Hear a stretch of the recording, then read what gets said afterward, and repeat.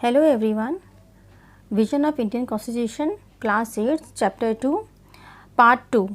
Part 1 में हमने पढ़ा था making of the constitution and the vision of the constitution, और इस पार्ट में हम प्रियम्बल के बारे में पढ़ेंगे और उसके जो मेन फीचर्स हैं उनको डिस्कस करेंगे। So preamble of Indian constitution means प्रस्तावना, भारतीय संविधान की प्रस्तावना। तो प्रस्तावना क्या है? ये एक तरह का ब्रीफ इंट्रोडक्शन है हमारे कॉन्स्टिट्यूशन का। जैसे अब आप एक बुक देखते हो, बुक में शुरू में एक इंट्रोडक्शन होता है, सेम इसी तरीके से जो हमारी कॉन्स्टिट्यूशन की किताब है उसकी ये बिगिनिंग है, उसका एक ब्रीफ इंट्रोडक्टरी नोट है। Now let's read the preamble. We the people of India having solemnly resolved to constitute India into a sovereign socialist secular democratic republic and to secure to all its citizens justice, social, economic and political liberty of thought, expression, belief, faith and worship, equality of status and of opportunity, and to promote among them all fraternity, assuring the dignity of the individual and the unity and the integrity of the nation. In our Constituent Assembly, this 26th day of November 1949, do hereby adopt, enact and give to ourselves this Constitution. So ये हमारा preamble है। तो इसमें आप देखोगे कि कुछ words जो हैं वो कैपिटल में लिखे हुए हैं, ठीक है। तो हम देखते हैं कि ये कुछ मेन की वर्ड्स हैं जो इस पूरे प्रियम्बल को समझाते हैं। तो first is we the people of India. तो we the people of India क्या इंडिकेट करता है? ये इंडिकेट करता है जो ये कॉन्स्टिट्यूशन बनाया गया है वो लोगों द्वारा, एक तरह से लोगों द्वारा ही बनाया गया है, लोगों की मर्जी से ही बनाया गया है, या लोगों के पार्टिसिपेंट से ही बनाया गया है। यानी अथॉरिटी क्या है? हमारे इंडिया की कॉन्स्टिट्यूशन की अथॉरिटी किसके पास है? सोर्स ऑफ अथॉरिटी क्या है? People of India. Next is, now let's see the next part. Next part में है sovereign socialist secular democratic Republic. तो ये क्या है? ये सिस्टम ऑफ गवर्नमेंट है। हमारे देश की जो गवर्नमेंट है वो कैसी है, तो ये दर्शाता है कि सिस्टम ऑफ गवर्नमेंट कैसा है। तो नेक्स्ट नीचे जाएंगे तो आपको 4 और वर्ड्स नज़र आएंगे, justice, liberty, equality and fraternity. तो these are the objectives of our political system, कि हम लोग क्या अटेन करना चाहते हैं अपने पॉलिटिकल सिस्टम में, अपने देश के लिए। And the last part is in our constituent assembly hereby adopt, enact and give to ourselves this constitution। Means हमारा जो कॉन्स्टिट्यूशन है वो किस दिन अडॉप्ट हुआ? 26 नवंबर 1949 को हमने इसको अडॉप्ट किया।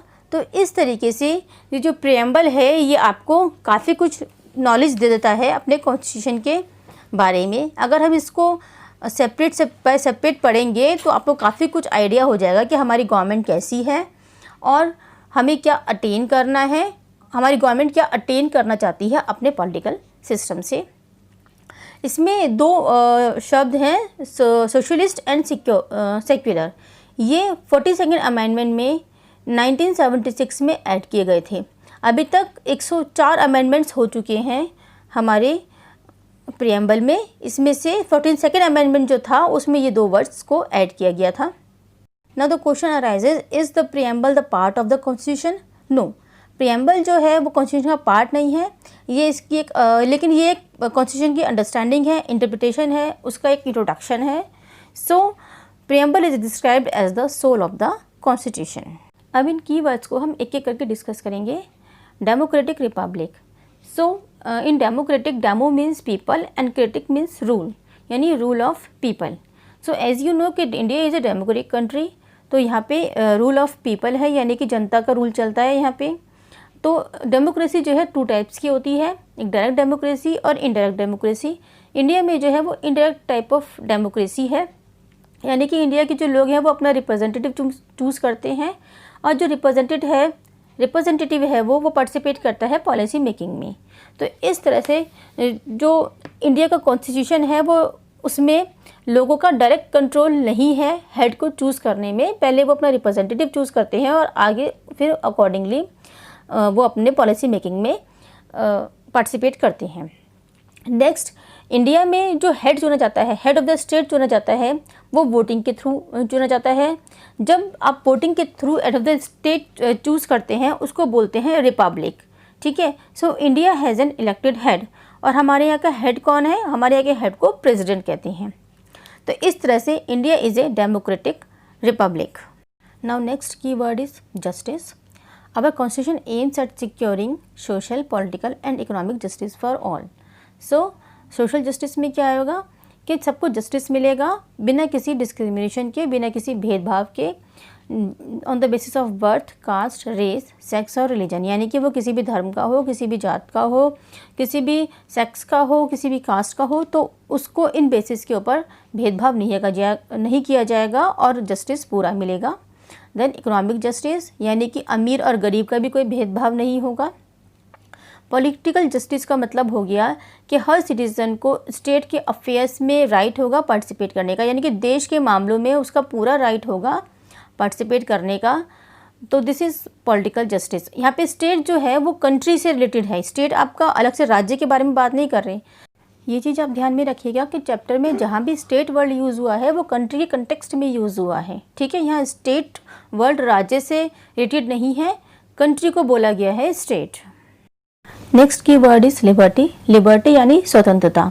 तो स्वतंत्रता किस चीज़ की? स्वतंत्रता है आप फंडामेंटल राइट्स को एंजॉय कर सके इन ए सिविलाइज्ड मैनर कम्युनिटी के अंदर, ठीक है। स्वतंत्रता है आपको अपने आप को एक्सप्रेस करने की, किसी भी रिलीजन को चुनने की, किसी भी भगवान की पूजा करने की।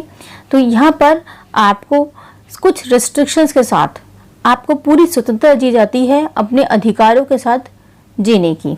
रेस्ट्रिक्शंस क्या है? मतलब रेस्ट्रिक्शंस सिर्फ उन चीज़ों के लिए है कि आप इलीगल कुछ भी करने की स्वतंत्रता नहीं है आपको। लीगल वे में अपने फंडामेंटल राइट्स के साथ इंडियन कॉन्स्टिट्यूशन आपको पूरा अधिकार देता है स्वतंत्रता के साथ। नेक्स्ट की feature is equality.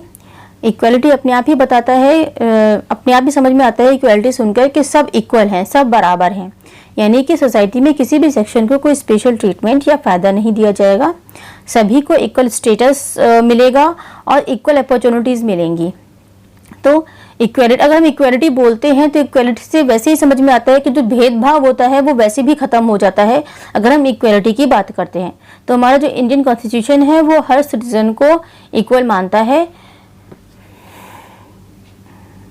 All citizens are equal before law and enjoy equal protection by the law of the land, यानी कि सारे सिटीजन्स जो हैं कानून के आगे भी इक्वल हैं और उनको पूरी सुरक्षा दी जाएगी कानून के हिसाब से। इक्वालिटी हर सिटीजन का फंडामेंटल राइट है। Next key word is fraternity, जिसका मतलब है भाईचारा। तो एक डेमोक्रेटिक सिस्टम जो है वो हेल्दी रूप में तभी काम कर सकता है जब सभी सिटीजन्स के अंदर, जितने भी लोग हैं, जनता के अंदर भाईचारे की भावना होगी और एकता से वो एक रहेंगे। हमारा देश जो है वो विविधताओं का देश है, it's the land of diversity. जैसे बहुत सारे धर्म के, बहुत सारे कास्ट के, लैंग्वेजेस के, डिफरेंट वेशभूषा के लोग यहाँ रहते हैं और हमारे इंडियन कॉन्स्टिट्यूशन के अकॉर्डिंग सभी लोग इक्वल हैं। हम सभी लोगों को इक्वल मानेंगे तभी हम भाईचारे के साथ रह पाएंगे। तो फ्रेटर्निटी एंड इक्वलिटी को साइड बाय साइड। इसका एक एग्जांपल ये है कि हमारे देश में अनटचेबिलिटी एक पनिशनेबल ऑफेंस है, तभी क्योंकि अगर हम अनटचेबिलिटी प्रैक्टिस करते हैं यानी कि हम सबको इक्वल नहीं मानते। तो अगर सब इक्वल हैं और तभी वो भाईचारे के साथ देश में रह सकते हैं। एकता और अखंडता के लिए भाईचारा बहुत ज़रूरी है। The next key word is socialism. तो पहले आप ये समझ लीजिए कि सोशलिज्म होता क्या है। जैसे एक प्राइवेट कंपनी है और आप अपने प्रोडक्ट्स खुद बनाती है और उनके प्राइस भी वो खुद ही डिसाइड करती है, लेकिन इन सोशलिज्म गवर्नमेंट का चेक रहता है प्राइवेट कंपनीज पर, ठीक है। उनके ओनर्स अपनी मनमानी नहीं कर सकते। सो इन सोशलिस्ट इकोनॉमी चीज़ों का प्राइस क्या होगा ये गवर्नमेंट तय करती है। ऐसा नहीं है कि गवर्नमेंट जो है उनकी प्राइवेट प्रॉपर्टी को अबॉलिश करती है या उनको सारा कंट्रोल जो है गवर्नमेंट का रहता है, लेकिन काफ़ी हद तक गवर्नमेंट कुछ चीज़ों पर कंट्रोल अपना कर सकती है। इंडिया क्या है? India is A mixed economy है, यानी यहाँ प्राइवेट सेक्टर भी है और पब्लिक सेक्टर भी है। प्राइवेट सेक्टर वो हो गया है जो ओनरशिप है वो प्राइवेट इंडिविजुअल के हाथ में होती है और पब्लिक सेक्टर में जो ओनरशिप है वो गवर्नमेंट के हाथ में होती है। तो इस तरीके से यहाँ दोनों का बैलेंस बना के चला जाता है। रिच और पुअर के गैप को कम किया जा सके, बैकवर्ड क्लासेस और पुअर पीपल्स की सफरिंग को कम किया जा सके। तो इस तरह के सोशलिज्म को इंडिया प्रैक्टिस करती है। Socialism also aim at the growth of agriculture and industrialisation. Now the next keyword is secularism. Secularism जो है वो 52nd अमेंडमेंट में ऐड किया गया था हमारे प्रेम्बल के अंदर। तो जब हम फ्रेटर्निटी और यूनिटी की बात करते हैं अपने इंडिया में, तो वो तभी पॉसिबल है जब हम सेक्युलरिज्म प्रैक्टिस करते हैं। सेक्युलरिज्म का मतलब है discrimination on the basis of religion should not be done, यानी कि रिलीजन के बेसिस पर कोई भेदभाव ना होना इज सेक्युलरिज्म। ठीक है, यानी कि इक्वलिटी, फ्रीडम, फ्रेटर्निटी, ये सब एक साथ ही चलते हैं, तभी हम सेक्युलरिज्म को प्रैक्टिस कर सकते हैं। कोई भी किसी भी रिलीजन को अपना सकता है, कोई भी किसी की भी पूजा कर सकता है, और देश जो है किसी भी रिलीजन को फेवर नहीं करता, किसी भी रिलीजन को रिस्ट्रिक्ट नहीं करता, तब वो सेक्युलर कंट्री कहलाता है। फंडामेंटल राइट्स जो हैं हमारे सिटीजन में, वो इंश्योर करते हैं सेक्युलरिज्म और सोशलिज्म का आइडिया को। Right to freedom of religion, यानी कि आप किसी भी धर्म को चुन सकते हैं। Right to culture and education, यानी कि आप कोई भी कल्चर अपना सकते हैं, कोई भी एजुकेशन आप कर सकते हैं। राइट टू इक्वालिटी, यानी सभी सिटीजन जो हैं देश के वो इक्वल हैं। राइट टू कॉन्स्टिट्यूशन रेमेडीज, इसका मतलब ये है कि अगर आपको किसी भी तरह से फंडामेंटल राइट्स नहीं मिल रहे हैं तो आप कोर्ट जा सकते हैं, आप अपने फंडामेंटल राइट्स की प्रोटेक्शन के लिए लड़ सकते हैं। राइट अगेंस्ट एक्सप्लॉयटेशन, ये भी वही हो गया कि अगर आपको किसी तरह से एक्सप्लॉइट किया जा रहा है तो आप इसके लिए भी कोर्ट जा सकते हैं, अपने राइट्स मांग सकते हैं। हमारा जो कॉन्स्टिट्यूशन है वो ये भी सजेस्ट करता है कि कुछ वेलफेयर स्कीम्स होनी चाहिए बच्चों के लिए, वुमेन्स के लिए, मीन्स यानी कि हेल्थ, एजुकेशन और एम्प्लॉयमेंट पे भी हमारा जो कॉन्स्टिट्यूशन है वो वर्क करता है। हमारा जो कॉन्स्टिट्यूशन है वो रिजिड नहीं है। रिजिड मीन्स इस तरह का नहीं है कि उसमें चेंजेस ना लाया जा सके। समय समय के साथ जब जब ज़रूरत महसूस होती है लॉज में चेंज करने की, तो हमारे कॉन्स्टिट्यूशन के अंदर उसकी भी जगह है। इस वीडियो में मैंने आपको प्रीएम्बल ऑफ इंडियन कॉन्स्टिट्यूशन समझाने की कोशिश की है। इससे रिलेटेड कुछ आपके डाउट्स हो तो आप मुझसे कमेंट करके पूछ सकते हैं। Thank you.